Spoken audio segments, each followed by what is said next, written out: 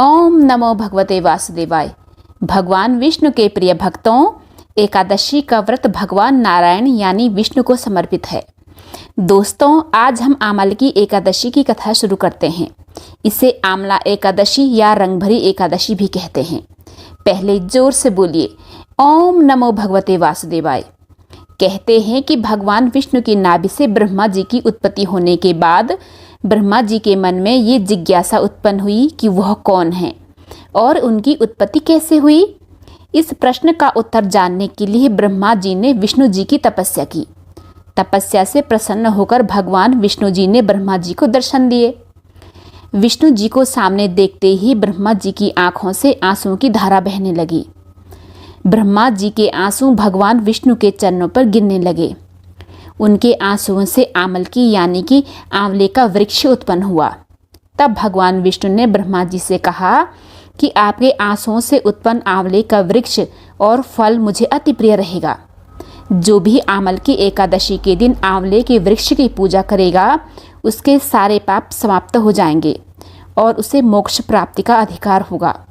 तभी से आमल की एकादशी के दिन आंवले के पेड़ की पूजा की जाती है। एक अन्य कथा भी आमल की एकादशी के संदर्भ में सुनी जाती है, जो इस प्रकार से है। कथा के अनुसार एक राजा था जो पूर्व जन्म में एक शिकारी था। एक बार आमल की एकादशी के दिन जब सभी लोग मंदिर में एकादशी का व्रत करके भजन और पूजन कर रहे थे, तब मंदिर में चोरी के उद्देश्य से वह मंदिर के बाहर छुपकर बैठा रहा। मंदिर में चल रही पूजा अर्चना देखते हुए वह लोगों के जाने का इंतजार कर रहा था।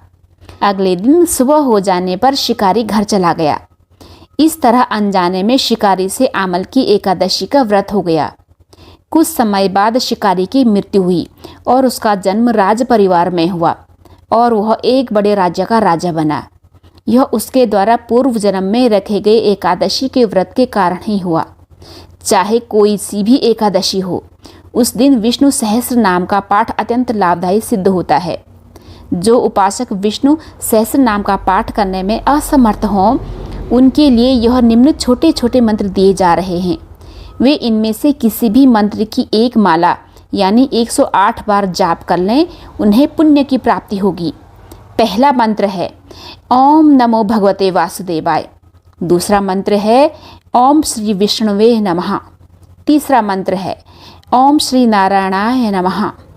चौथा मंत्र है श्री कृष्ण गोविंद हरे मुरारे, हे नाथ नारायण वासुदेवा। भगवान विष्णु आप सब पर अपनी कृपा बनाए रखें। ओम नमो भगवते वासुदेवाय।